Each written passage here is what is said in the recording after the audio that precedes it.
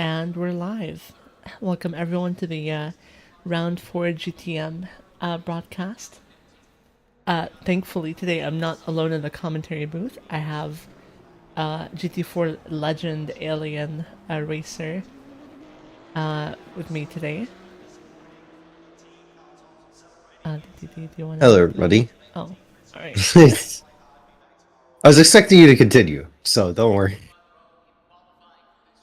But yes, hello, everybody. I'm unfortunately not racing today due to issues with hardware. If anybody watched yesterday's race, I decided to pull out just to be safe, but I'm here just to watch over and get to enjoy people suffering at Coda, one of the most difficult tracks in the sim. So let's hope that people actually enjoy themselves today. It's going to be rough, naturally, Well, because of Coda's nature, but it should produce some good racing. well, Alex, what do you think makes Coda so difficult?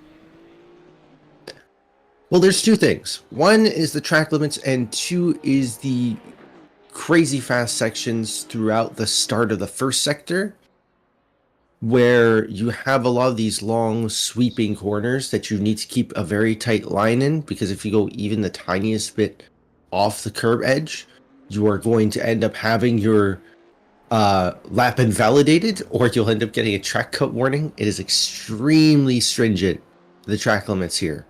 So that's one of the cases. And the second case is just how tight and how fast these corners are. You need to make sure that you have a pretty good line through it, because if not, you're going to compromise your line for the next complex of corners. It's very difficult to drive because of that, and its nature is extremely rough on a lot of the cars. Naturally, in GT3s, it's a lot worse. But in GT2s and GT4s, where you're going a lot slower and they're not as aero sensitive, it's usually a bit better to be able to drive them around here. But generally, it's still not a fun time. Interesting. Okay, thank you for the insight. Also, something we do in Sunday Fun Day, is read the chat. Yes, I know, strange. Chumchulo, yes. Alex is a hostage confirmed, right? Excuse you? He said I Hold brought a on. new hostage to Wait a minute. the commentary booth because Oh, the boy. last two I think the last one I commentated on my own. I can confirm he's a hostage, if that's what you're asking. No No. fires. What do you mean no? No. Problem? No, you're a hostage. All right. Well, I sabotage I'm your a car. hostage to my own hardware, not to you. So Yeah, sabotage hopefully your everything will be throttle fixed soon. so you can end up in the commentary booth with me. Problem? Oh, boy. Well, here we go. Now, here we put our eyes onto Seong's car, and who do you think is gonna win right now? Oh, that's a very awkward track median shortcut. Oh no. Typical Porsche. Seong putting it in the race gear to go into the pits. Very efficient line and strategy. Only seen in the Antarctican leagues. Now, Alex, who are you rooting for? Now usually, right, I have two people I default to because it's pretty easy. It's either you in the GT4 or Leroy in GT2. It will be the same thing with me. Is in this case, it'll definitely be Leroy. The man is. If there's anybody to speak about Alien, it's him, because he actually has records on LFM with the aliens and everything, from what we know of. So he is extremely quick. It makes sense that he's an going to be the favorite for alien. this. Yes, he is an actual driver that races against the pros on LFM. He has his own hot lap records. We decided to do some deep diving into him to find out who he is, as he just appeared out of nowhere, and he does actually have records with GT2s and GT3s in LFM, around top 10s in some of the circuits. So he is extremely quick. It makes sense. Well, I'm glad an exotic being such as GT2 alien like him has found refuge in track. Probably one of the only leagues at this point that runs this underrated class. Um, does anyone else? I don't know. I've rarely I would seen have to GT2s say run in this Biggie. game. Oh, I would have oh, to say Biggie as well for GT4. oh yeah. Biggie and Biggie I has have been been fighting the delivering entire like season, insane performance. so If Isaac was here, I think it would be a good show. It is a very so tiny grid right Biggie will now. probably be a good one. Yeah, today's race is pretty small, only 12 cars. Mm. But it's mostly because it is Coda. Most people don't like Coda, unfortunately, which many people I do not blame. As Slay said, it's extremely difficult. But compared to F1, this track lends itself a lot better to these more mechanically gripped cars than anything else. These cars with less arrows. So GT3s, GT4s, GT2s, TCR, they all lend very well here. Even LMP3s, they are quite good here. They're an extremely difficult challenge to drive, but they're also pretty good. But a lot That's of the kind of what higher I heard. downforce Like, cars I heard just it's not a aren't GT3 fun. track; it's more of the GT4 track. Yeah, it's not really a GT3 track at all. But All right. GT2, GT4, they lend themselves really well here, especially GT2s on the main straight and the back straight. They're able to stretch their legs and show their raw speed. And then GT4s can just show their good mechanical handling that they have through the S's and a lot of the more And technical now, as sections. people finish their laps, I think Lane Cloud's the one that's left. We're gonna go into the track overview before the qualifying begins. So Coda is in Texas. That's all I know about it. It's a cool looking track that I've never driven before. So Alex, I think you're gonna have to take the lead on this one. Yeah, it's an extremely difficult track that's based in Texas. I believe Austin, Texas. Very crazy elevation changes throughout the main circuit, especially through T1, where it's basically like a roller coaster ride. You have a huge climb all the way to the top of the hill and a very aggressive drop straight down into T2. Turns 3 to 5 are the technical S's section. This entire section here from turn 3 to turn 8 is extremely difficult. Maintaining yourself onto a single line as best as you can. Any sort of cuts will cause you to invalidate your laps or receive warnings for cutting the track. Like all straight through, climbing back up again after T8 and then dipping right down into T11. And then T11 to T12 is where we'll start getting to the lowest points of the track. T11 to T12, I believe, is over a 1 kilometer long straight. So very high speeds. Some of the cars, at least the GT2s, will probably be topping out around 290 to 300 kilometers an hour. Some of the GT4s will only be able to hit around 260. And then back into the very slow technical sectors that we then have alongside the long right-hander going, that is turn 16 to 19 to the lowest point of the circuit at the final corner. Yeah, it Very seems like difficult a circuit to cool get, track. especially in the Yeah, last sector. and from T2 to T11, it's like an uphill, and then it's downhill again. It's a pretty neat track. Now we're back in qualifying here. Oh wait, I forgot to actually do that in game. Oops. The whole point of that was to actually Well, give me some buffer to do that. um, nice. yeah, ignore that. Will be remembered. Now we're kind of on board with Saudi here, as he does his little outlap. Now, what's a good time at Coda in a GT4, just so we can have a benchmark? GT4s, in terms of pro times, you're looking at around 215s. So when it comes to the pros, they're probably doing around high 216s, high to mid 216s in race trim. That is, of course, on quality trim, you're looking at 215s. So generally what we're probably looking around here is around 217s to 219s for the average driver. I personally, before I decided to pull out of the race, I did some early on practice and was into the low 217s to high 216s pretty much. There were 216s possible, but they were very challenging to do just because of the challenging nature of the course. Oh my, and there's the twitchiness that you'll get through that sector. The rear end loves to just slide out on you there. You got to be very cautious with your power, and especially in the Maserati. No TC, no ABS. You have to be careful. Aren't most GT4s driven with no TC? I think the no ABS is going to be a bigger problem, to be honest with you. Generally, yes and no. Of course, in real life, it's a lot more different. You definitely want to run a bit more in TC, but at the end of the day, in ACC, it's a completely different story. You are going to run very low TC regardless. Sometimes off. Not all the cars can do it, and especially on this circuit, it's actually wise to have a bit of TC, as Coda is very low gripped, even at optimum. Like, you don't have much grip as it is, and even with the track being fast right now, it's even worse. This track just basically has no grip at all. So based on what you're saying, it's a traction limited circuit then? Yes, very much so. Especially you'll see it through a lot of the slower sections on some of these cars where the rear end will just break loose, especially in Sector 3. Sector 3 is one of the worst, as you have to be really early on the power, but if you're too aggressive on the power, the rear end will step out and may want to kill you. It's happened to me a few times here. Even in GT3s, it's very much the same. The rear end will slide out after the double hairpin.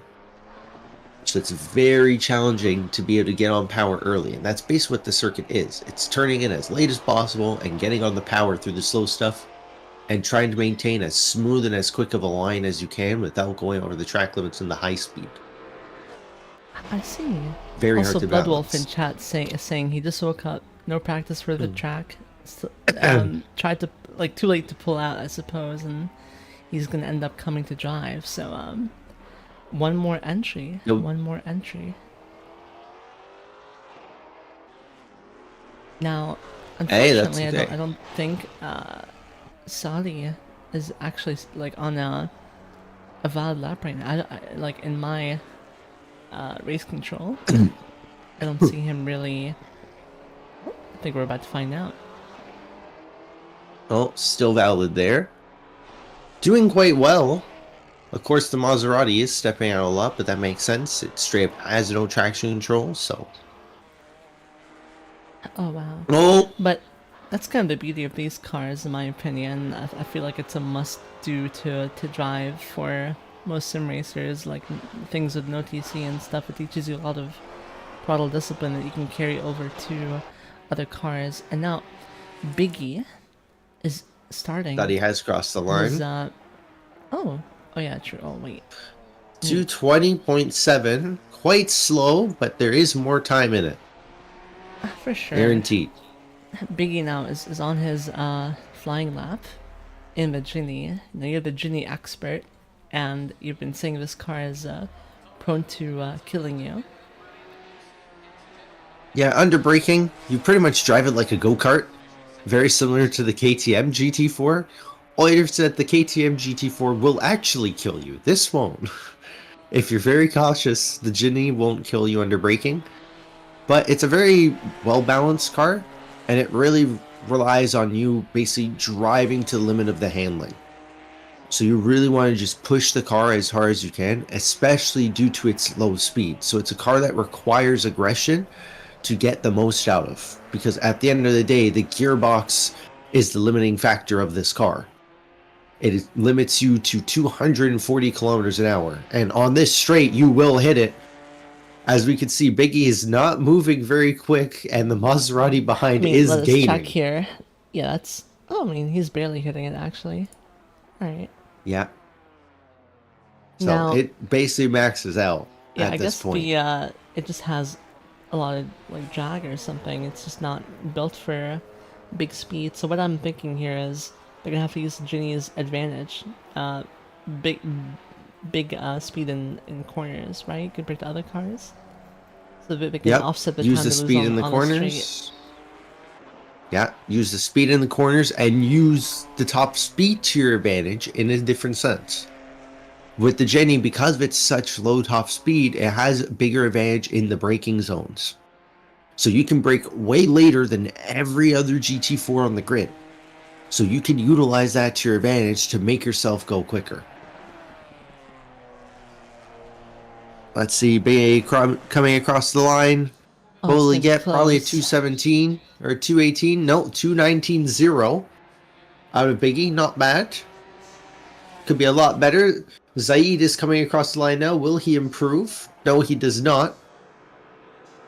And now we just have Lon, who's Interesting. left in the KTM. Aw, it's such a cute KTM. The daughter KTM. Where are the two other big parent KTMs? There's three on the grid today. We call the GT2s the parent KTMs in this household. And it looks like Lon has not put in a valid lap. Yep. But Because this he's one just is, come across the line and there's nothing. yeah, this one's hopefully valid for them now. We'll see what they can do on track right now. It looks like both Biggie and Zaid as well have invalidated their laps, which makes sense. This area here, you have to be very careful through the S's.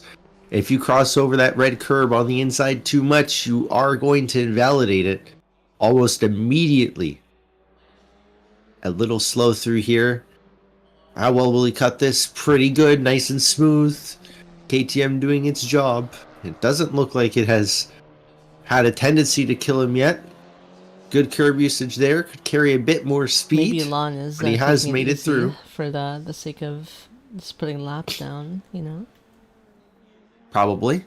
Would make sense. Ooh, a little bit wide. Can he get on power early? Yes, he does. And now the long straight. The KTM is also one of the second slowest GT4s, only being able to reach 253 kilometers an hour in a straight line. It is quite slow as well. What it makes up for is in the rain. It is very good in the wet. That might be track limits. It is not track limits on my end. Huh. Interesting. Yes, he got lucky. Going through the tight technical section now. Very cautious as the GT2s are about to start falling out. Oh, will he miss the sausages? Yes, he does. He misses the anti-cuts, so that's good. Still has kept it on track. Now it's 10 minutes to go in qualifying, which means all the GT4s on grid are meant to complete their lap and go back to pits. And the GT2s will take over from here and put down their qualifying laps. The GT2s have started to pull out now. And poor Zaid is in a terrible spot because he was able to continue his lap, and now he has GT2s all behind him. As Lon is able to pull off his lap, but is only 2.1 seconds off of Biggie. So earlier on Saudi's invalid lap, he was I think I cursed it. I was about to say he was like off a second quicker than he was last time, but that's unfortunate. Now let's go on board with Leroy here and get a master class on how to do Coda from GT2 Alien. Oh, the KTM misses brakes. Marcel almost rear-ending Leroy straight away in qualifying. That would have been very good. Wait a minute, why aren't the times showing up on the race control? Interesting. That's a little weird.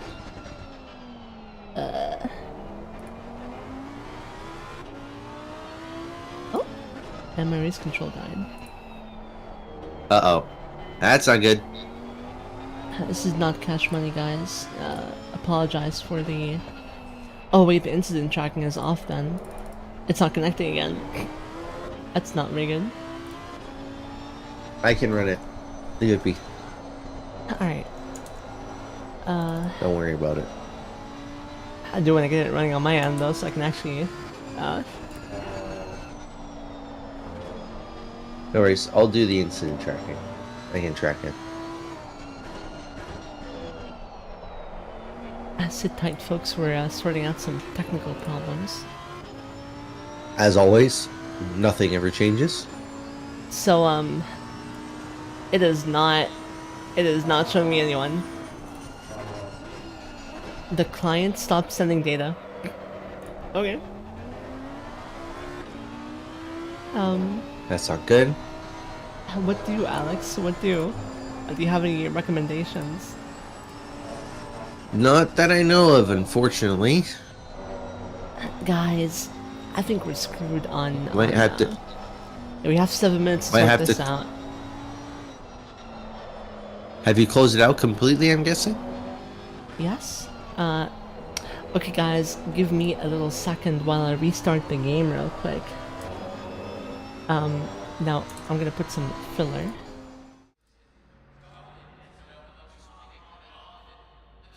Gotta love when the Alex, game breaks. and entertain the audience. Tell us about It's not that one much of to your entertain. We just gotta wait. So I'm tell just us like a watching story over about Daniel as we keep it your on. alien GT4 adventures. What GT4 adventures? Nothing much, really. Not much to really talk about. It's just GT4s. I like my GT4s. I like my mechanically gripped Humble, cars. Even the humble, GT2s I like. humble adventures. Humble. All right, guys, we're trying to make our way back to the track here. Dispatching all the helicopters in the area, but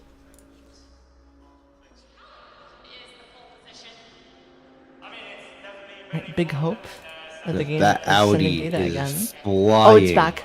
We're back. We're so back, chat. We're so back. Good. Now, Perfect timing as the Audi is coming in flying. He's absolutely gapped all the other cars. Oh, he had a minor twitch. We start finish, and here he comes across the line. What are we gonna get?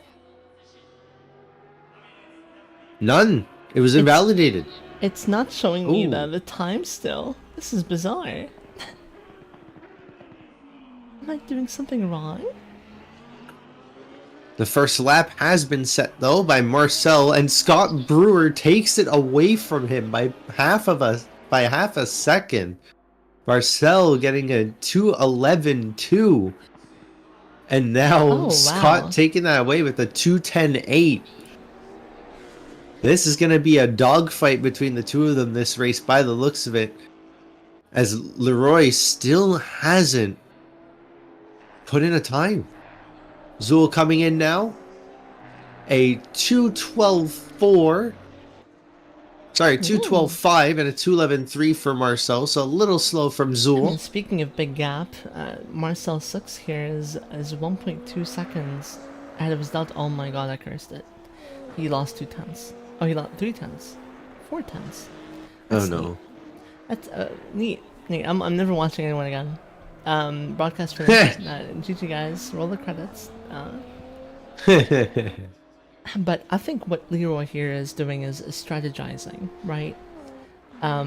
Maybe giving people in the lead a bit more confidence, and then like smashing the laps and giving us all a show, big drama, big clicks. Mayhaps. I wouldn't believe that, unfortunately.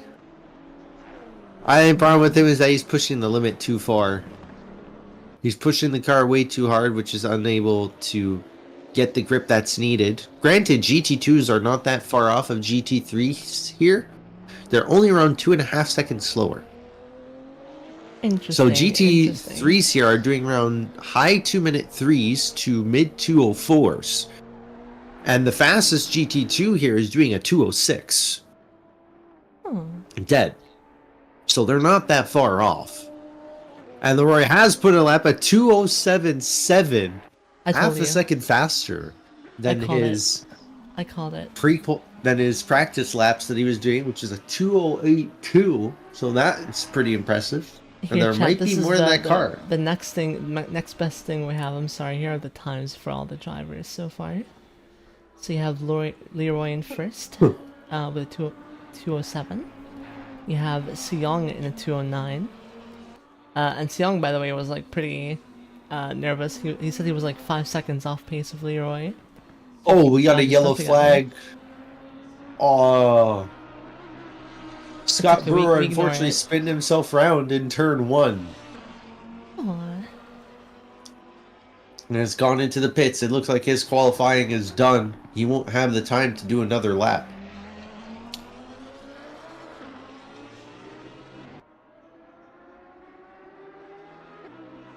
Oh, I guess Mbata has really come out of the He has. It's kind of what I've been saying for the past few podcasts. Like the brand attach rates is pretty wild.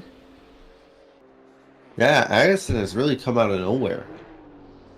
Last year, when he first joined us in TGT, he was an AM, which was in the winter season, AM 24-3, or that PM. he joined us. And now, the last season, 25-1, he was still in AM, but close to the top. Now look at him. You're not even gonna adjust my garbage joke. As I said, No. AM or PM. No, no. No. You're lucky we're streaming. We're gonna ignore that happened. We're gonna ignore that happened. What do you mean by that? Wait, hold on. I would badmouth you so hard. Oh well. As It doesn't look expected. like Seong is maximizing the track to me. Probably scared because the Porsche does not seem to like this circuit very much.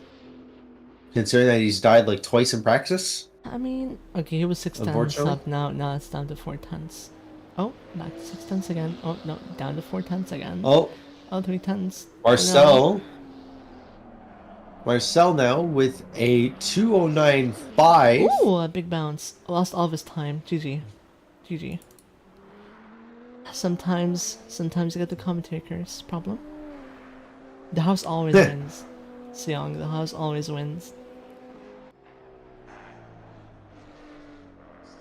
Song does have time for one more lap if he can keep it stable. Oh, Leroy bouncing everywhere, and it looks like he is pulling off of the circuit.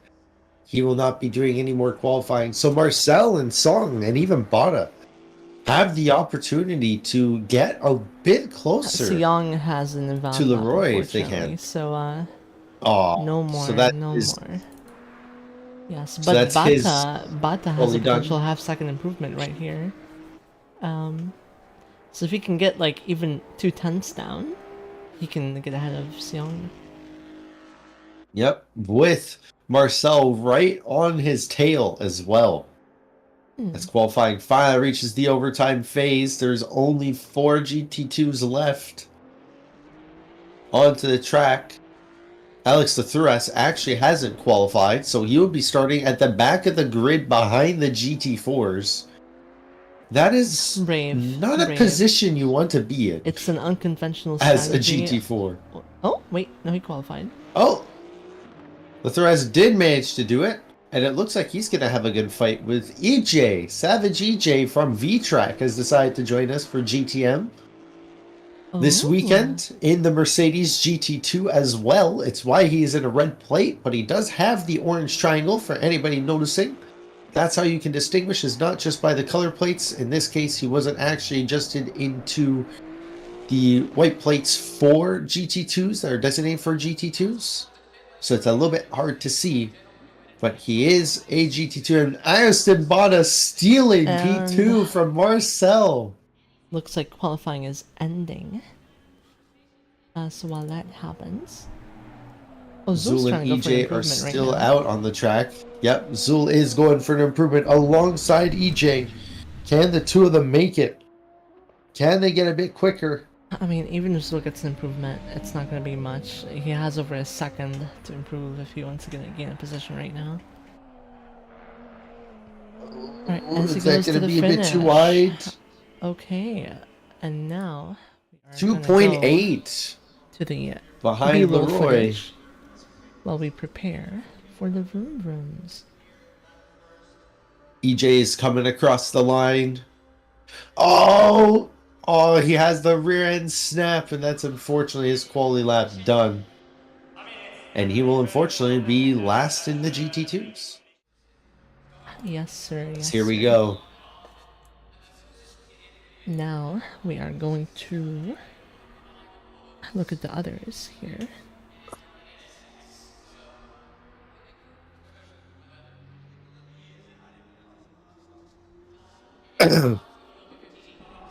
Alright, now that I got my camera steady, we can go back to the race broadcast, hopefully.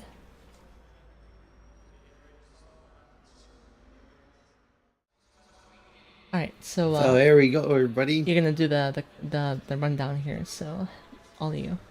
No worries. I will be doing it. So here we go. On our first row, we have Daniel Leroy, who managed to get the pole position for GT2s, alongside Agustin Bada right beside him heading into turn one. Your second row is, of course, Marcel Sux with Seong in the Porsche, not in the KTM. My apologies. He ran the KTM the last time we did GTM last year.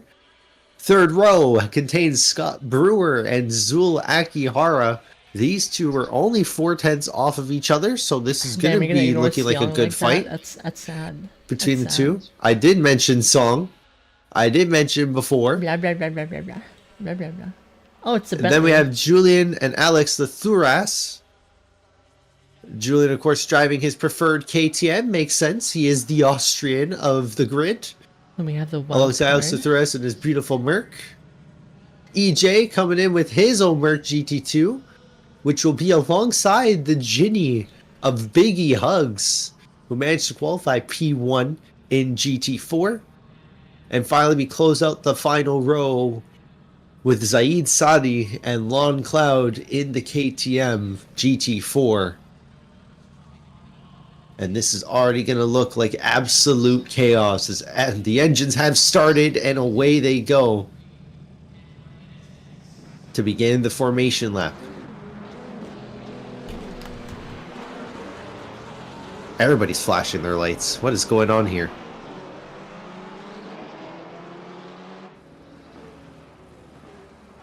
Alright, so who are you rooting for in both classes? Oh! Biggie's in the pits? Wait, what? Biggie did not start. Biggie is my in the pit lane. He did not Last get to to the first grid in challenge. time. Last to first challenge. And somebody has already spun. Agustin Bada has spun in the before the S's. What? This is a disaster already. Interesting. Wild race today, guys. Bada has managed to climb up to the front, but that was interesting. Bada spinning and Biggie Hugs starting from the pits. What has happened? I'm hoping Agustin didn't just cook his tires. I am hoping. But this is already not looking good for the start of the race for him. This formation lap is quite long, around 6 minutes. The circuit is not that far off in terms of how long a spot is for their laps as well. In general, it's only like, what? 11 seconds faster than small? Oh, they're not. No, that's a big straight. Never mind. Oh yeah, this is the main straight now. It's a very long formation lap. As we just see the two GT4s in the background, trying to catch up to the pack. Now, if we were streaming this on Twitch, I would tell the mods that we don't have to place any bets and predictions, so we can have some gambling online. But No. unfortunately we can't, so sad. There'll be no betting in this. Oh. Sometimes I'm glad ACC has no collisions when it comes to the formation lap, but sometimes I really wish it would. I wish it did, yeah. I think LME goes the whole way where you can have collisions in pit lane. That's lovely. Yep. Not even iRacing has collisions in pit lane, which is No. interesting. You'd expect No. it. Yeah. It does not. Yeah. I wish it did. Because most people would die. Including me.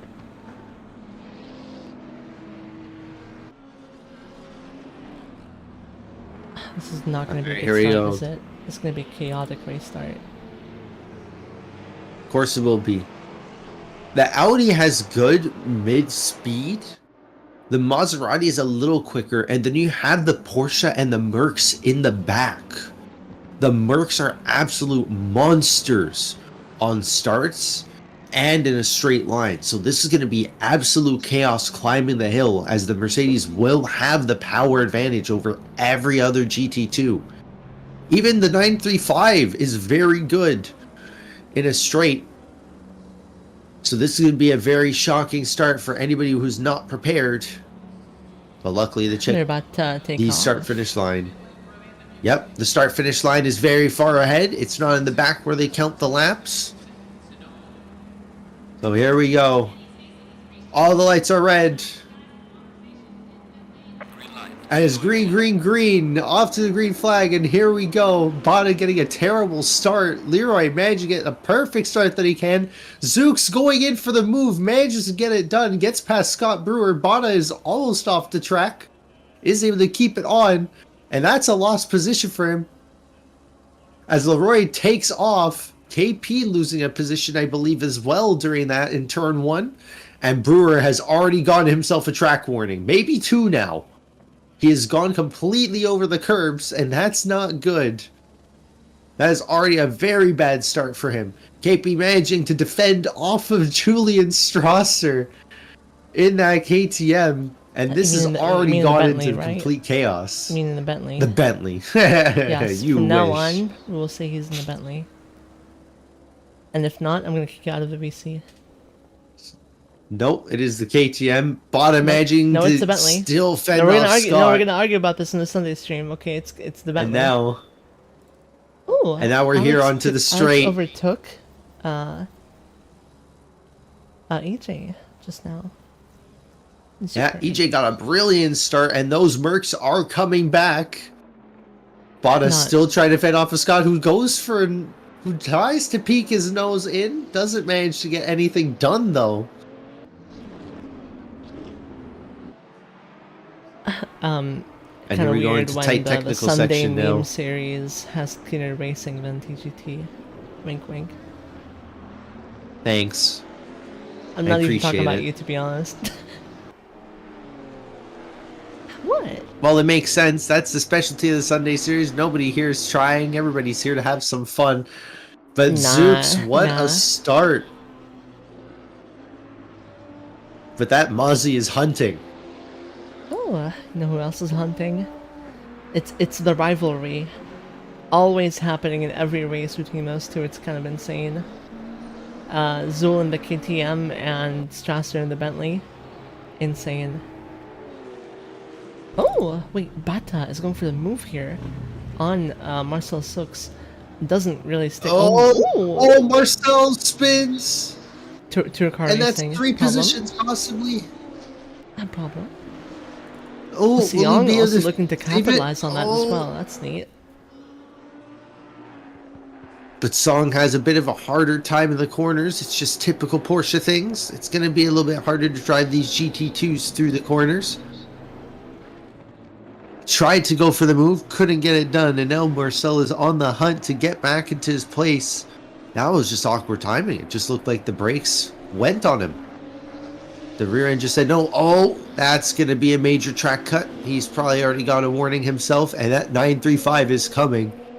The KTM is not the fastest out of all the GT2s in a straight, so being in the draft, that 935 is going to have the speed advantage if Song doesn't hit the anti-cuts on the exit.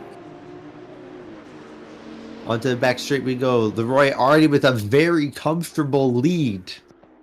Sorry to cut you off, but AJ is on Alex's tail right now.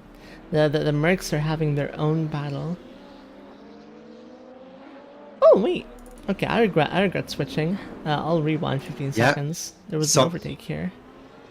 Yep, Song managing to get the move done, utilizing the 935 speed advantage, and being able to take the inside into this corner and getting out of the way of the KTM of Zooks. Now, can Zooks make this comeback after the spin? While that was happening, AJ overtook. There's so much going on right now compared to like last race. I envy you. I had to sit on my own on Brands Hatch when nothing was happening.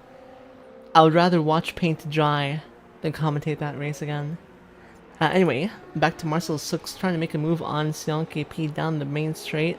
Only 0.1 seconds behind, sniffing that rear bumper, going for the same move Seong did earlier. Oh, he's Will it going stick? again.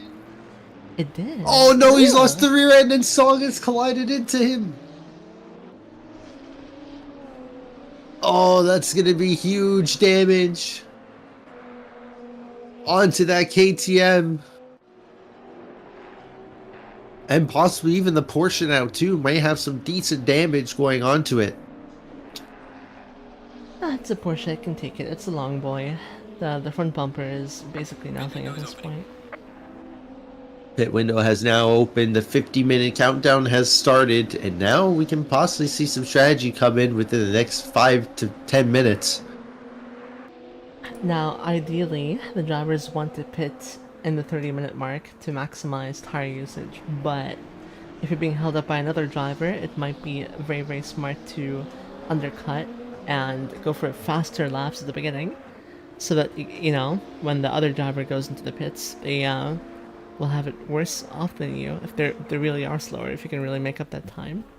But, you know, sometimes it can maybe overcut, so we'll see what strategies come into play here. I'm brain dead, so I'll honestly go for the 30-minute, you know, thing, regardless of what's happening. What about you, Alex? What would you do if you were in Marcel Sook's situation, right behind Seong the whole time? I would still end up going for the 30. I just like being consistent and making sure that I utilize the tires to the max I can is more important. Especially with these GT2s, they don't have the greatest tire life at times, especially the KTM. The KTM and the Audi are quite rough on the tires. So it's best to utilize as much as you can and go for as long as you can before pitting, because the last thing you want to do is the last 5 to 10 minutes you have no grip. And the KTM does not forgive. Zul makes a sick pass here at the final turn. Oh, the Bentley is flashing the headlights. Crazy. Uh-oh. Oh, Julian trying to go for a move. Oh, very close. Zul is quite slow through here.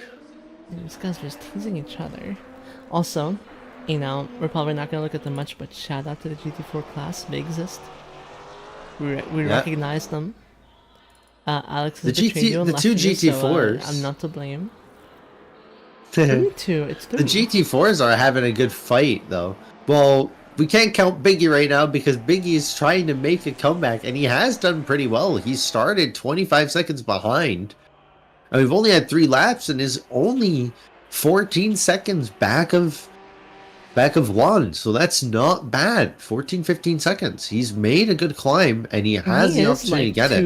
A good 2-3 seconds faster than the other GT4s. So it'll be...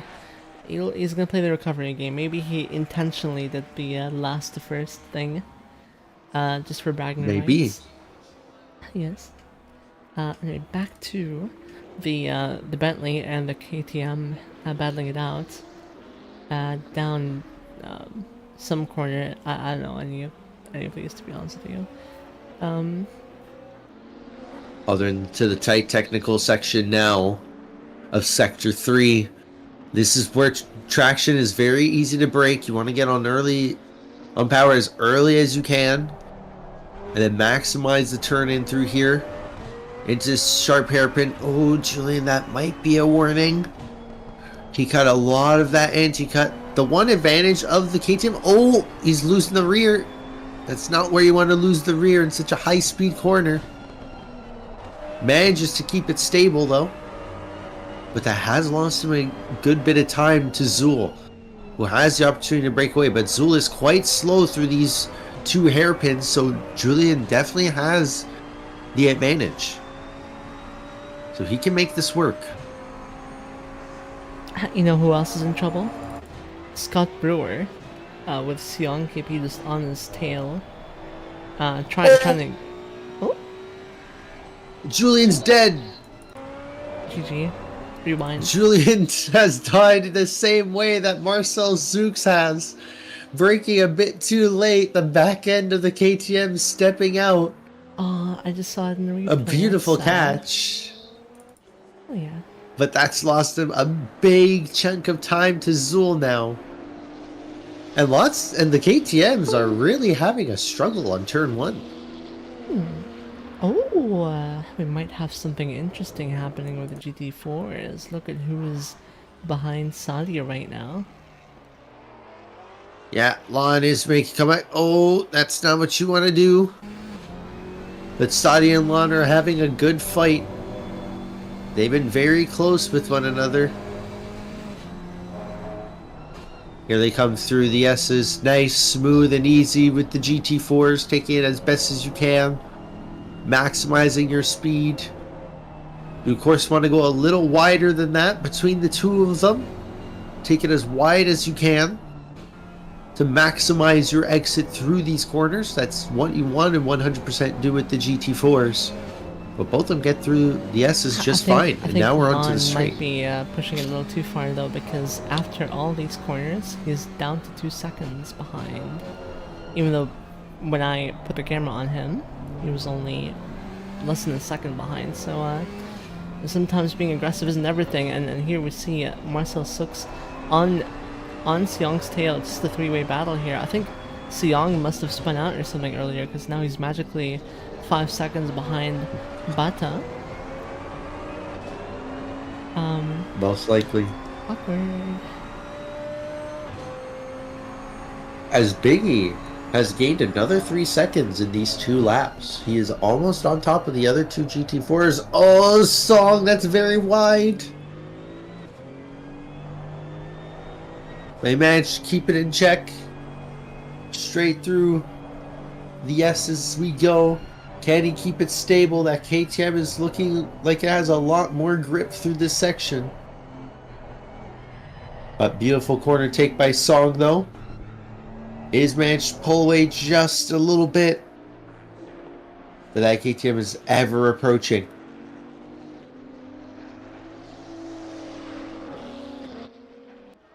God, the KTMs look glued through the S's compared to all the others. Yes, but there's always a trade-off, right? There's always a trade-off with Oh, these cars. Song wide again. But the Porsche, can the 935 gap it? It definitely can. It has really good top speed. So he may be able to pull away. Song trying to break the draft, but can't do it.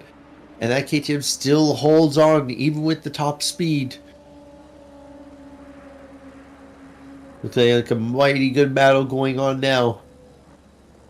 Into the technical section now of Sector 3.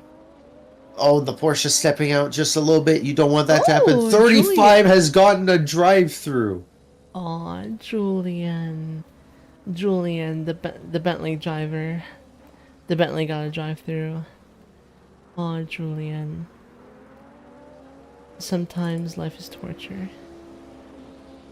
It looks like he got it on the exit of that hairpin to go into the technical Sector 3. So he must have gone a little bit wide over the anti-cuts. And usually if you go over halfway on the anti-cuts, that is a track limit.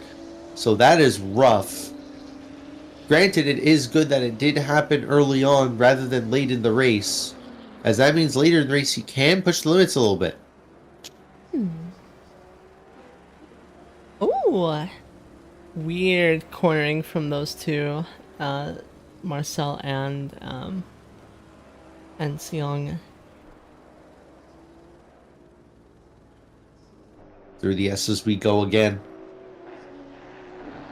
That Porsche just does not. Again and again and again for 45 more minutes. Oh boy. That Porsche does not look too happy going through the S's, though. It looks so good, though. Compared to the KTMs. It looks so good, though. Can we just have one make race this car? It looks so good. It's too cool. That may happen. That may happen. What, are you foreshadowing something? A little bit. Oh no. That may happen. Here we are onto the straight. That KTM has no draft at all, and that Porsche is pulling away. Already 0.2 before the 0.3 before Look the at these hairpin. two. Look at the Bentley. Yeah, they are racing hard. Oh, Julian's going to try and go for the move on the outside. Is he really going to attempt this? Julian's No, but he racing with the may get a better spirit of a exit. man who Oh! has nothing to lose. Does hit the sausage, though. If he didn't hit the sausage curb on the inside, he might have actually had Zool through the outside here. The outside line actually has a bit more grip, but most people don't want to do it. Oh, Zool has gone wide. Somehow still manages to keep it on the track. And Julian just has one more lap before he has to serve that drive-through, and he is all over Zool.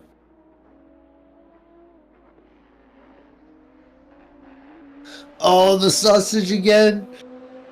Julian's getting real close. Side by side through the hairpin. Zool has to go extremely slowly, but Julian ends up compromising his exit anyways. And he has to serve that penalty this lap. He has no choice now. It's all or nothing to slow down Zool.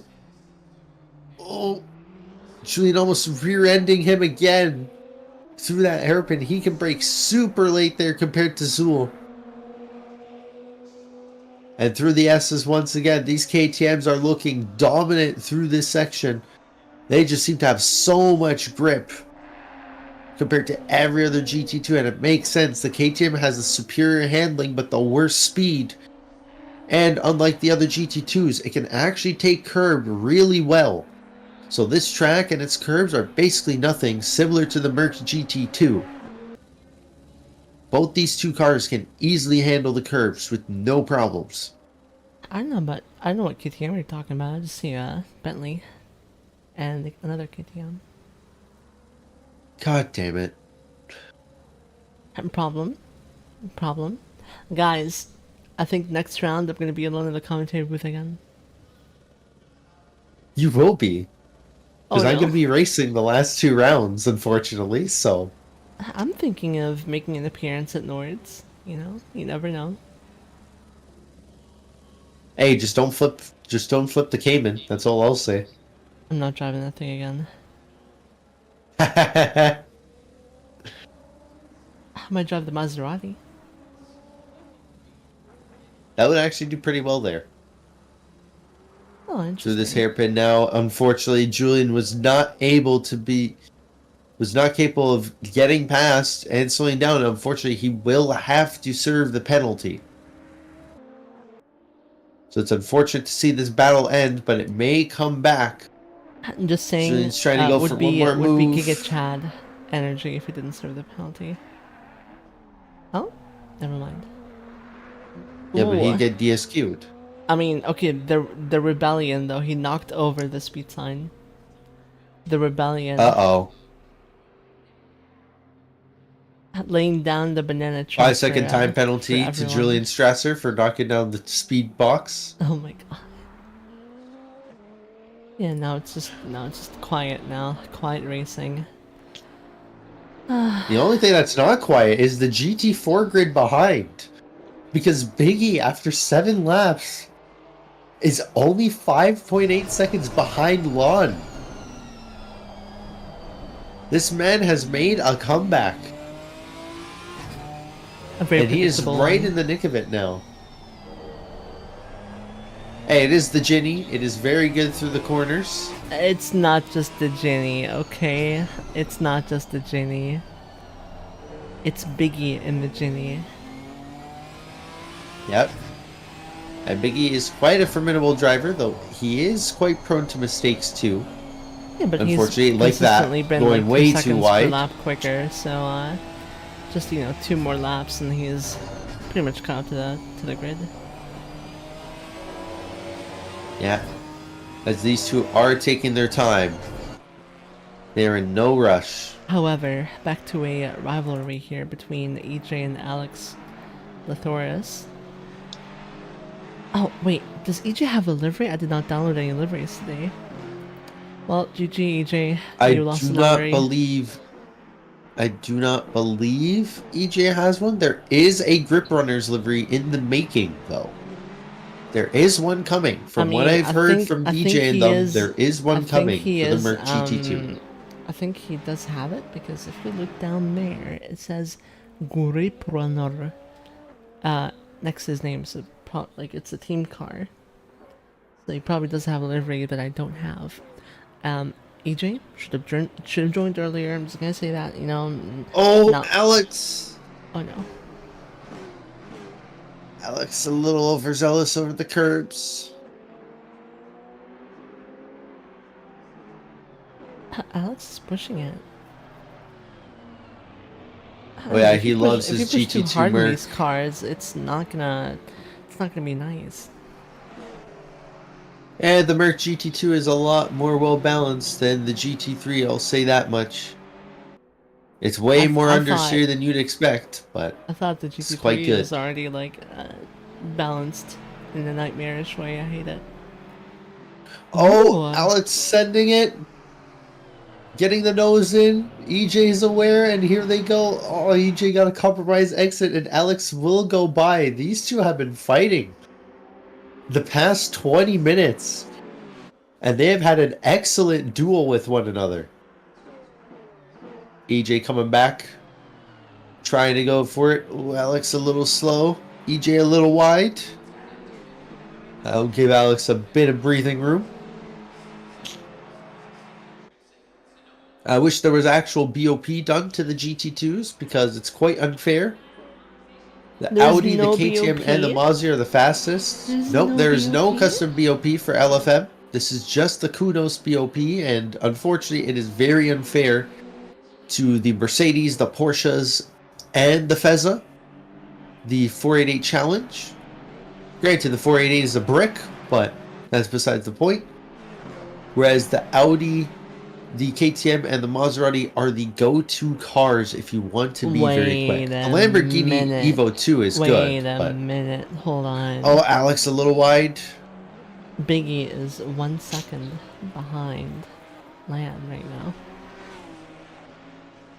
Oh, they've gotten close. I think it's mostly because that Audi of Back to the Daniel action. Leroy is coming.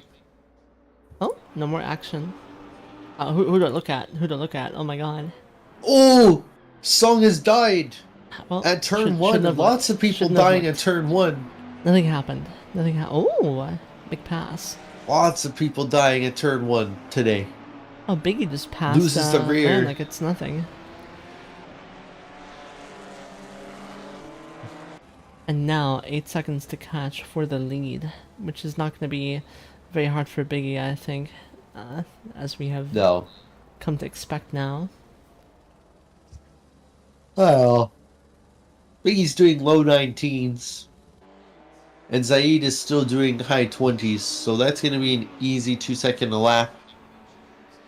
Unless Zaid can find something special here. The track But here being a comes shortcut Leroy. the esports line. He could also probably be driving conservatively because he might already be on his last warning, close to a penalty. What? Biggie? No, Zaid. Zaid and Law might be going slow because I'm pushing so hard. Dale Leroy's right behind Zaid. Ooh, that's scary. Yeah, the Maserati getting a throttle snap. Clean pass. Nice and patient. But that did slow Zaid a little bit. EJ now, only a second behind Alex. This has been like just a back and forth battle between those two. Exchanging positions. Maybe they'll become friends. When you make mistakes, your opponents will capitalize. That's how it is. Do you think they can and both of them become capitalize. friends and bond over this on track? Who knows? Possibly. Granted, it is the Merc, and the Merc is not very favorable, but it is definitely a very fun car, and I am very terrified to see what it can do at Nords for the finale when we go there. Interesting. Because over at Nords, it is quite good, and it will receive BOP. The cars will receive a BOP for Nords, as that is the only BOP that we have for LFM. Why? I'm not really sure, but I think it's due to LFM and how they ran a Nordschleife Cup and Nordschleife actual style of VLN, where you could run GT2s, GT4s, GT3s, and M2s all on the same track and Porsche Cups. So naturally, they had to BOP the GT2s to make it fair for them to be used. Oh, EJ a bit wide. Losing the rear end a little bit. As the GT2 fight ahead between Song and Zook still goes on. I'm gonna be honest, I only got like an hour of sleep after the 24-hour race. I'm like mentally checked out. It's okay. And sorry, it's not Zooks, it's Agustin. Bada is directly in front. But only 1.3 seconds. And we do... Oh, Song very deep into the hairpin. That's going to cost him a little bit. And now he has to deal with Biggie in front of him in a very high-speed section. Oh, Biggie going very wide. Young is pulling the handbrake technique on us on stream.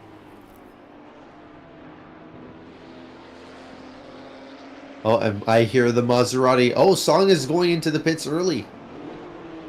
Oh, Song will be in the pits, and he almost hits the pit board. That Julian knocked into the middle of the circuit. Pit board. Everyone has beef with the pit board. It's crazy. It's just laying in the middle of the pit entrance, and Song almost hit it. He did manage to avoid it. But Song is one of the first of the GT2s to head into the pits. Oh, it's Bata's turn to pass the lead GT4 now. Can he do it safely without sending someone to the Shadow Realm? We will find out on this episode of Track. Oh, they are exiting out of the S's, so he is very lucky to catch this GT4 when he does, because now it's a nice little bit of a straight. The GT2s do have a little bit more downforce than the GT4s, but they have all the power in the world, and he is just able to power straight through past that GT4. All planned, all planned. And Biggie is only 6 seconds behind now. Where has Biggie's pace gone? Probably from the traffic. Maybe, but he will be clear of it soon. Yeah, and the traffic's gonna catch up with Saudi eventually, so it's also gonna cost Saudi some time.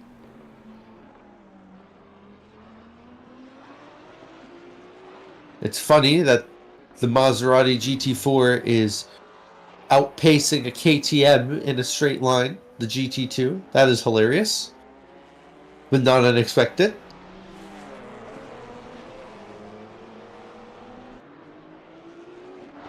Oh, the rear end breaking loose on Saudi.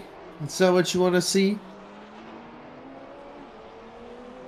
As Biggie is still on his hunt to get back into P1 after missing the start and starting from the pit lane, and he has done an excellent job in this half an hour to climb back up from being 25 seconds down.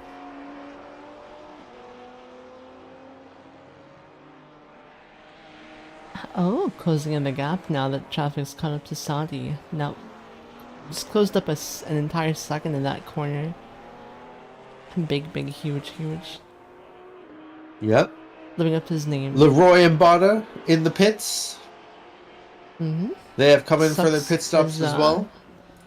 Ideally, Sucks would come into the pits now in this upcoming lap. Big hope, big hope. Will he do that? Most likely will. I wonder. Big wonder. He may go longer. I don't see reason to go longer.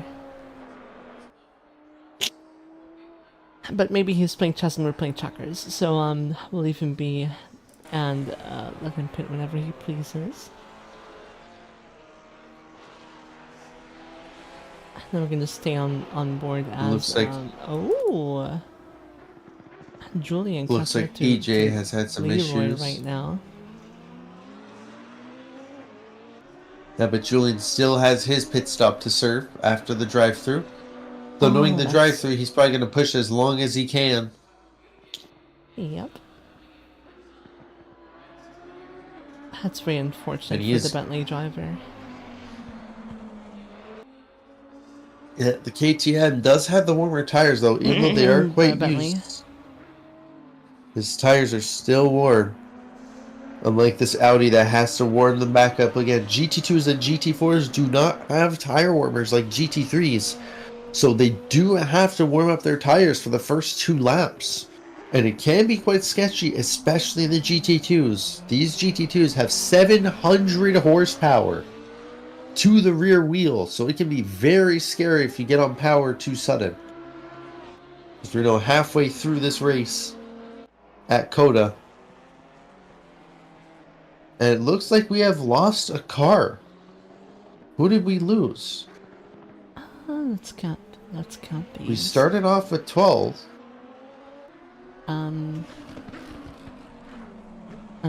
Brewer? It looks like Brewer. I think Brewer is gone. I believe Brewer has retired the car. Sometimes life is GG, you know. Ooh. And he was doing quite well. Biggie is in the pits now. He pitted with Saudi. Behind. Yes. It might actually end up good. It's going to be up to who can really get into their pit box better to save time. Oh, Biggie had to back up. Oh no, Biggie backed up. He missed his box. Saudi got the perfect pit. He might be an exit on time and gain at least 2-3 seconds, holding on to his lead a little bit longer. We can keep an eye on that's this. not good. We're watching vigilantly now. Helicopter just on Biggie only. Oh, and the Mozzie has dropped and away he goes. The Ginetta still hasn't dropped. Now he has. And that's going to be a huge lead. Yeah, but we know Biggie. He's a bit quick. He's going to be able to close that gap in no time. Yeah, but it is cold tires as well. He has to take his time. How much time can Zadi get away from him? Looks like he has managed to gain back 2-3 seconds. As Savage EJ pulls into the pits now, Alex Thures is one of the last few who have not yet, alongside Julian, Zool, Lon, and Zooks.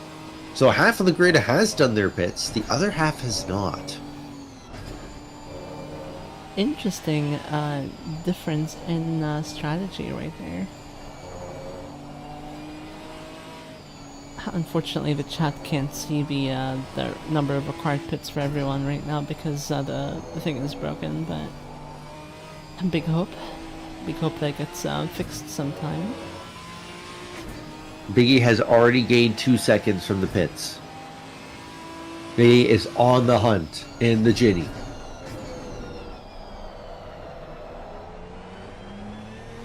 So he just has to hold on a little bit longer. As here comes the the Mercedes of Alex Athures. Going straight by him on the straight. And number 4 has gotten a drive-through penalty for track limits. EJ has somehow caught himself a penalty. Oh no. And that's his race over. That's a shame. That's such a shame. As Lon and Julian come in. The KTM brother and sister cars moving into the pit lane.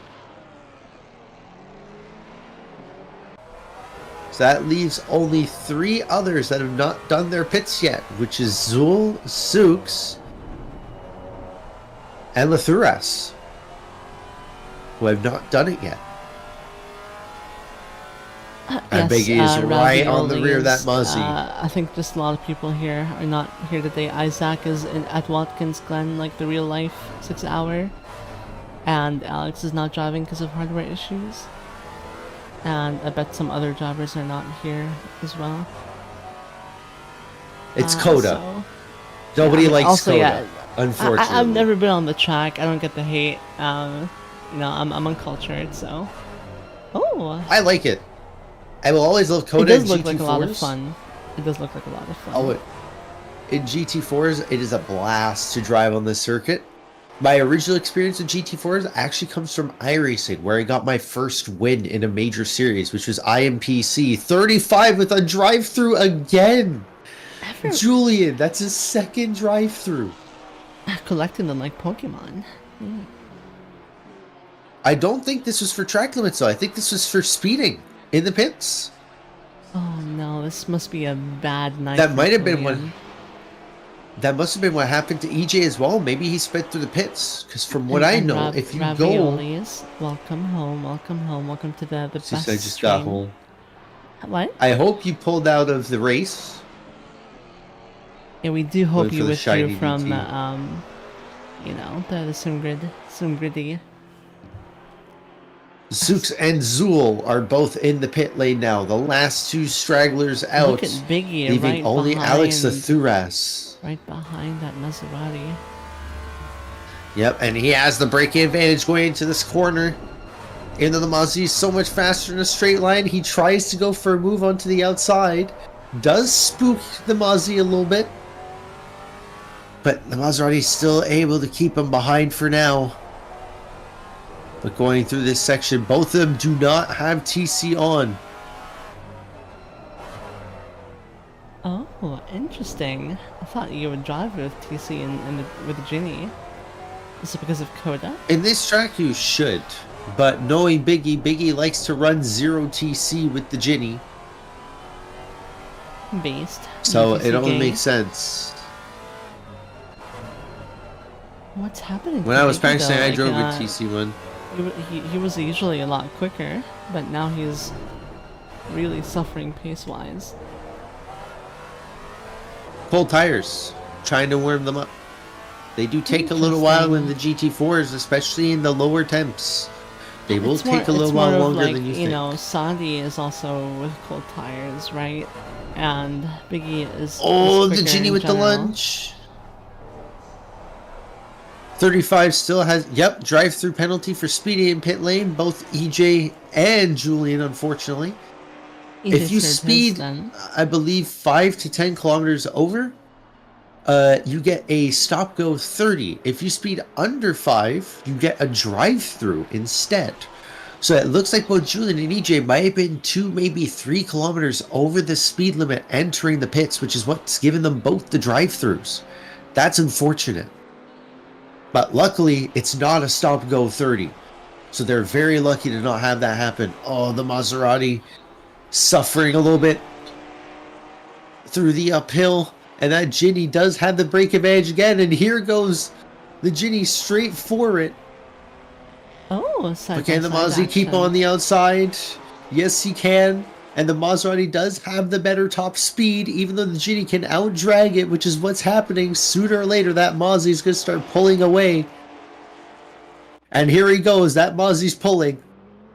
That Maserati is gone, but it looks like Biggie may be able to get the move done here. He goes for the brakes. Can he get it done? No. Zaid is still able to keep the Ginetta of Biggie behind. This is an incredible fight for GT4s right now. It is, for sure. Oh, Biggie going for the outside again. Oh, he made Zaid make a mistake.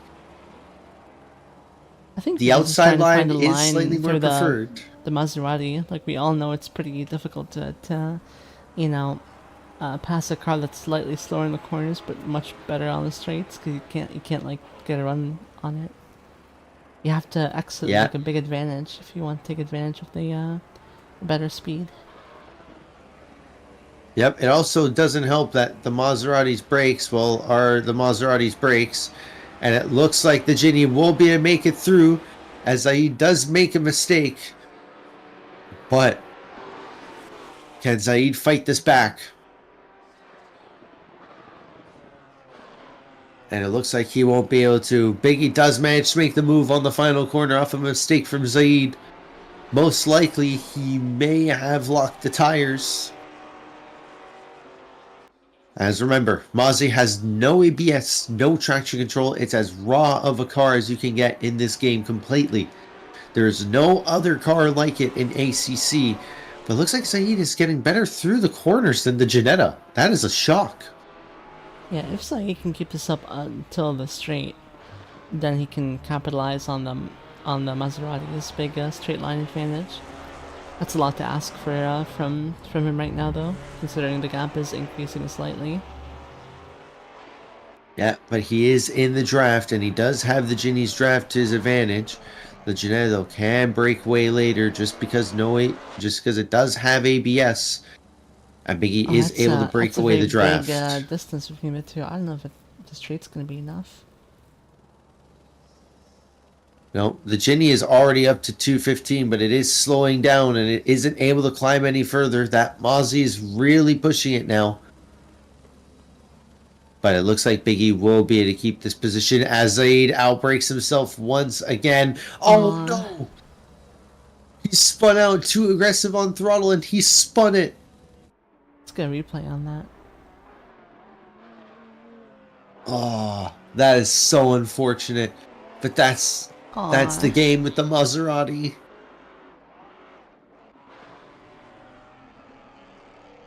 That is the game when you drive the Maserati. A bit too aggressive and it can cost you. But what a fight. Zaid definitely held his own in these last 10 minutes. From his pit stop to now. D1 GP Maserati drifting. Let's take a look at Leroy here, leading the race as usual. 27-second gap, mind you. Let's get a little masterclass on how to drive Coda then. Yeah, he is flying, having the fastest. His fastest lap is faster than his qualifying. He hit a 2:06.9. That is disgusting. That man's cracked. This man is a missile. He almost drives like me. Faster in the race than in qualifying. What a surprise.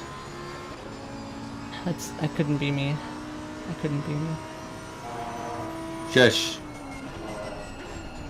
What?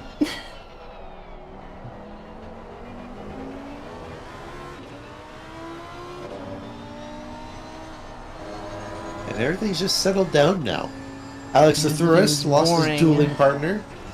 Everything's boring. Oh, there has been another spin. Zaid has spun again.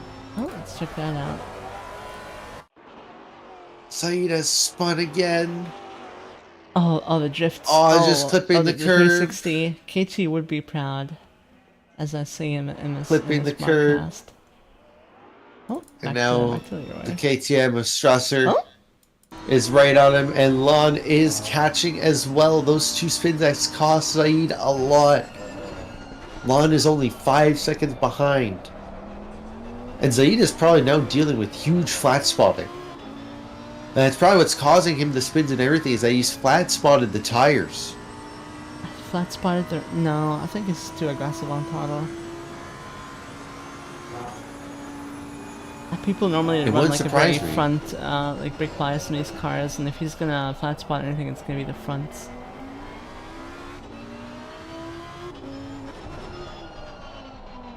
So I would wager that's been a little ruined. Definitely ruined his tires, that's no doubt. His tires are definitely not in a good spot at this point in time.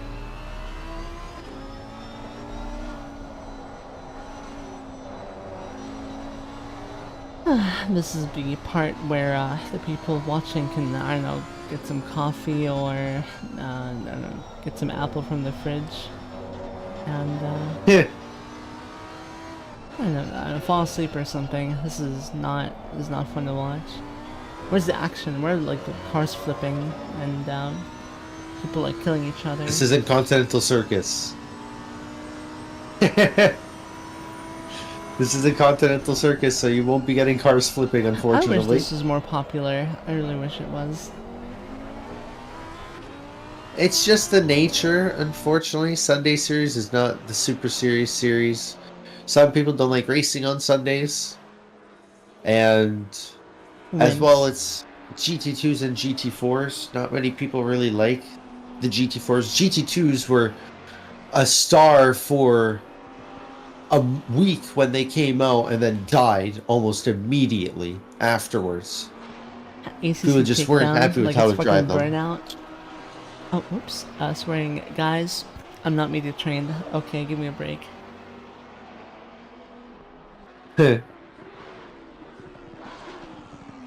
Got multivitamin. Oh, Okay, that well, sounds so good right now. I should get that from the grocery store. Lon is gaining on Zaid as well. He has gained another half a second. So this is not looking good for Zaid right now. As we are Oh, watching those two fight we can from see the behind Daniel Leroy. KTM in the distance. Oh, Oh, Zaid is off the track again. That's interesting going to cost track him a limit bit more usage. time. That's another second. And Lon, his consistency has always been very good, even though he is a little slow in the GT4 class compared to his GT3s. His GT3 pace is actually quite shocking. Many people have not seen it. But for a good example, at Barcelona, he is doing high 44s to mid 45s, so he is quite fast. Oh, It's that's just the actually pretty good. GT4s, he's not very fast, but he is still consistent, and that's the one thing. His consistent speed is very good, Also, and that's what's making his advantage admiration. too. He is in the KTM, right? So, oh, Saudi spins again. GG. Oh no, Zadi is spun into the wall this time. Oh, and The those spinning of the challenges are tires is crazy. not good. First, like last to first, first to last. It's insane.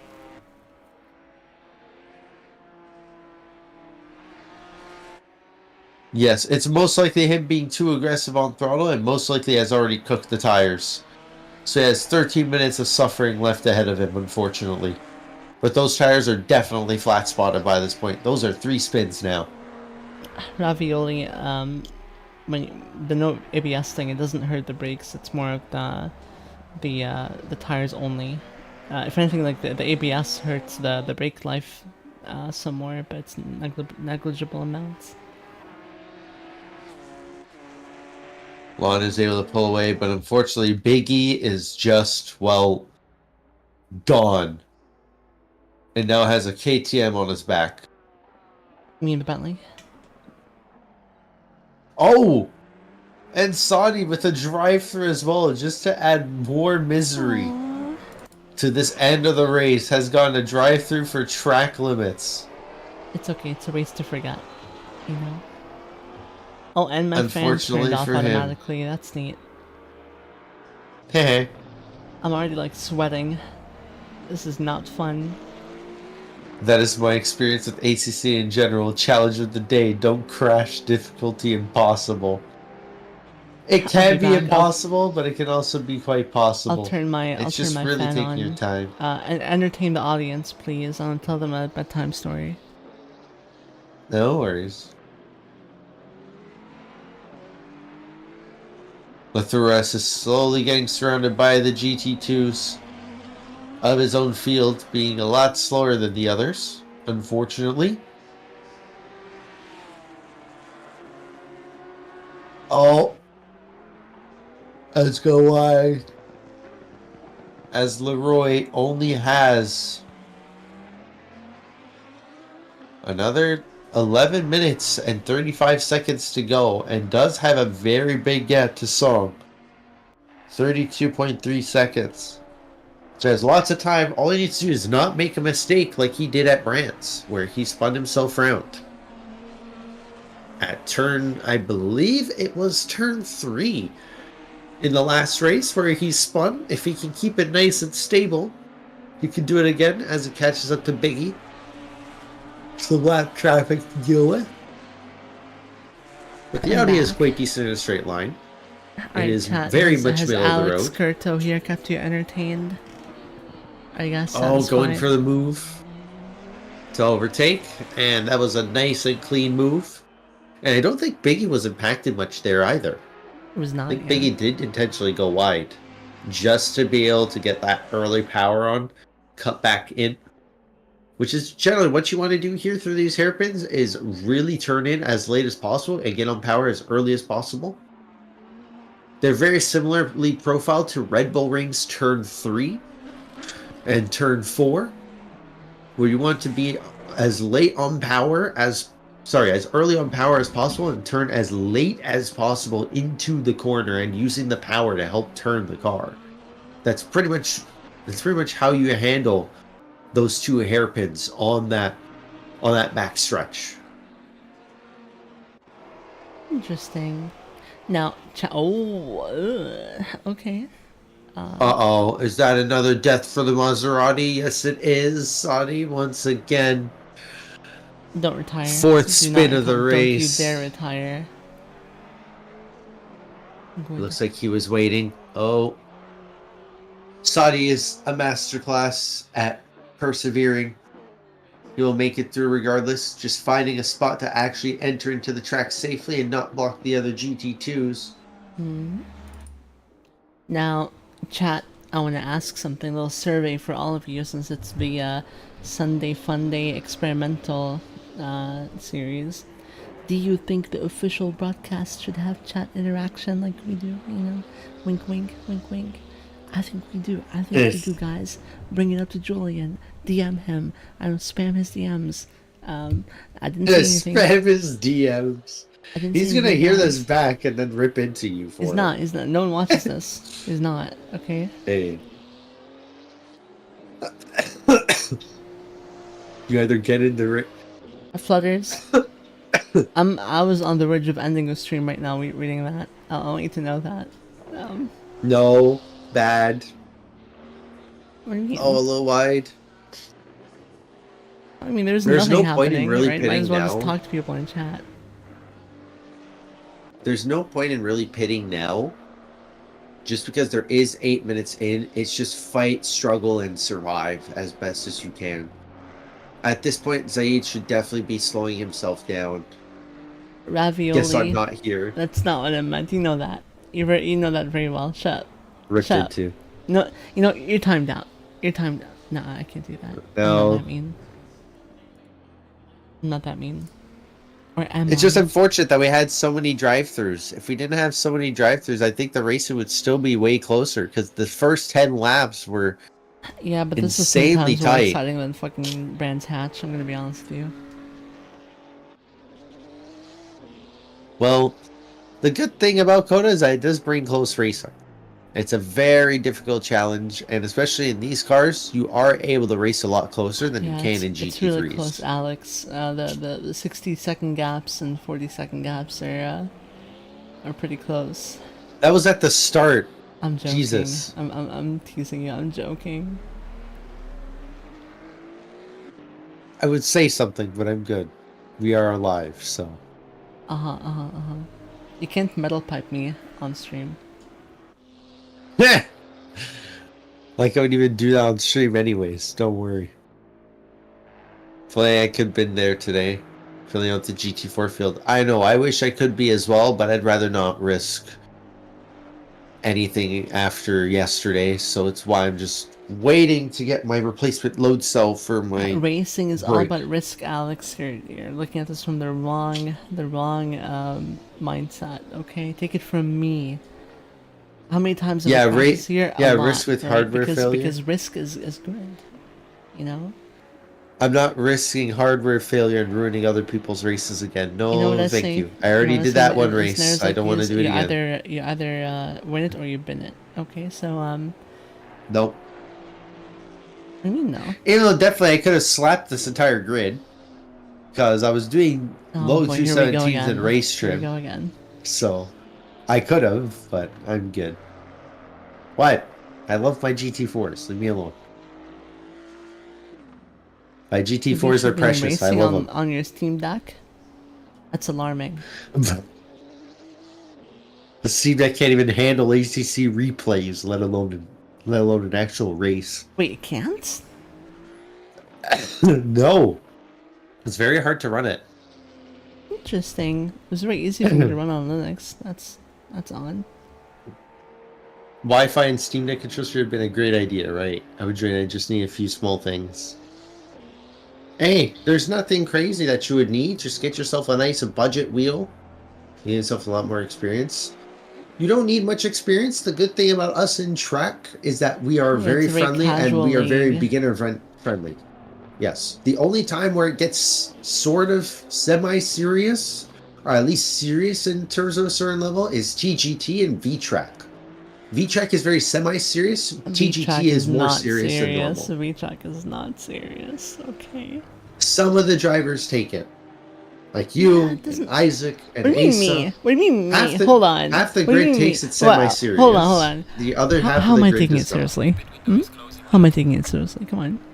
Because you want to win the championship, so you're focused on winning the championship. No, that's taking it seriously. I don't care. You know? So don't...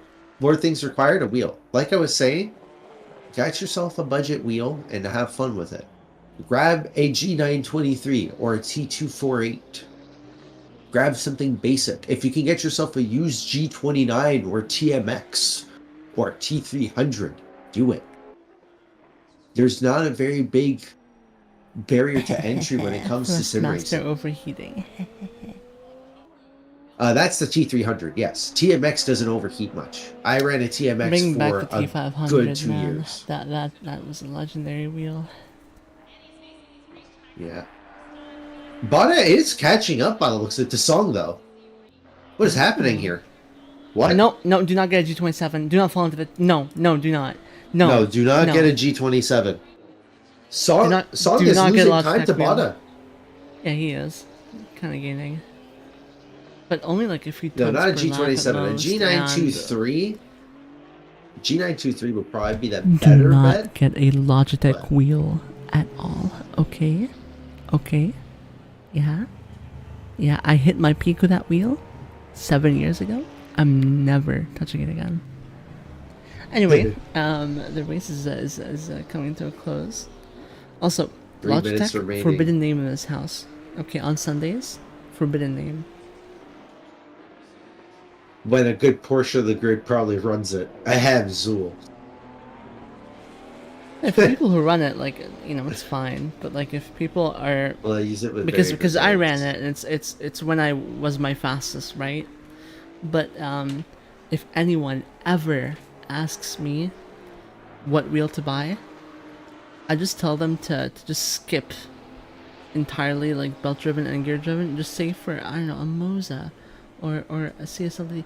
If you don't have the money, save. I don't care.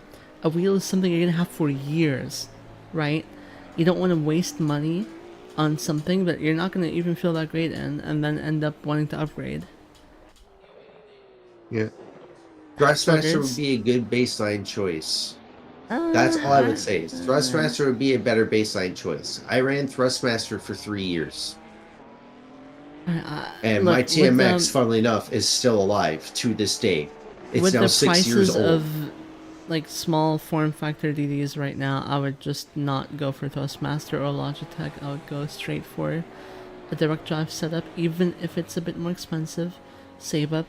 If like, it's just like 100 or 200 more bucks, right? Save up some more, spend that money, you will never have to upgrade for a while. 13 years, yeah. You know what? My TMX is in the hands of my ex, and it's still alive and running. Like, it's now turning 7 years old. Well, and it still runs like it was brand new. So do I. Don't worry. Oh, I used G27 like 8 years ago. It was a decent wheel for its time. But able to get by Biggie here. And it looks like he was gaining, but now he's losing time to Song again. Yeah, I think it might have just been like a one-off thing. He was gaining for a good while. I mean, maybe also Seong is cooling off a little bit, because it's only like a minute left in the race. And an 8-second gap you can't really cover in 2 laps. And here we go. Here we go, ladies and gentlemen. The end of the race is near. Leroy has crossed into T1. Oh, that rear end broke out just a little bit. That was scary. Imagine if he had spun like he did at Brands Hatch there. Oh no, that would have been another disaster in the making. Because once he spun, he couldn't get control of the car again. The Audi just misbehaving. Oh, that's really wide. So, in general, if you are looking to get into Julian with a Collecting them third like Pokemon. drive-through He's of never the touching this track race. again. He's never touching this track again. It is Mizano from 2 years ago, all over again. 3 straight drive-throughs. Now, while This Leroy comes man. to the back straight, I'm going to take a moment here to place the camera at the start finish. Yep, sounds about right. As Leroy. That's my tradition in the Sunday series. Oh, there's another yellow flag. Zadi has spun once again. This time at the exit of the hairpin to the back straight. As we have a couple cars coming across the start-finish line now. It is a bit further back. Just as an FYI, that is not the timing line.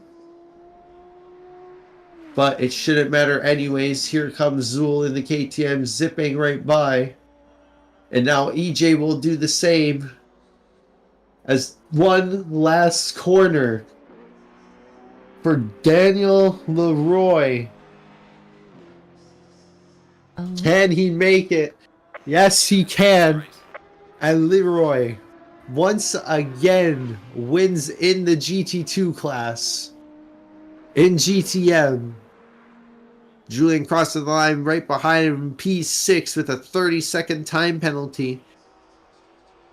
Let me make And what a domination show again for Leroy. Don't watch. We're good.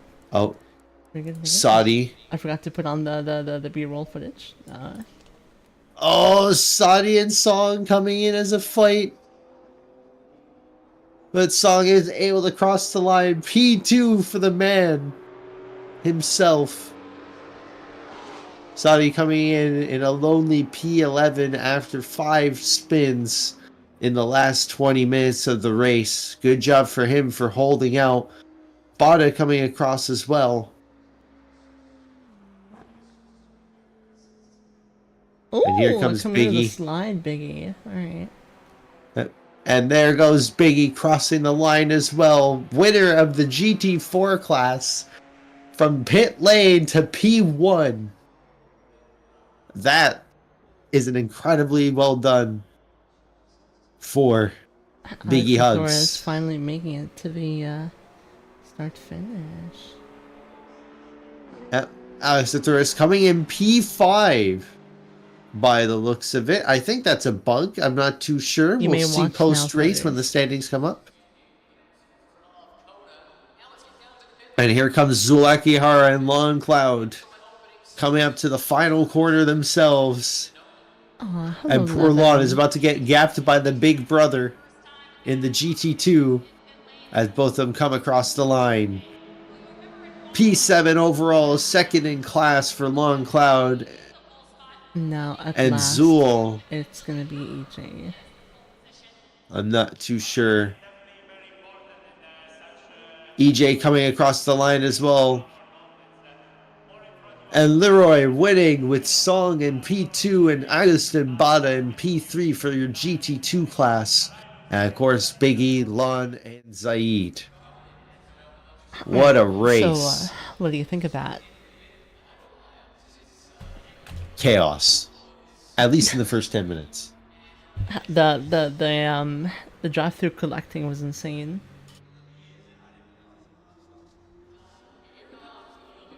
But I do hope everyone has had lots of fun racing on the track.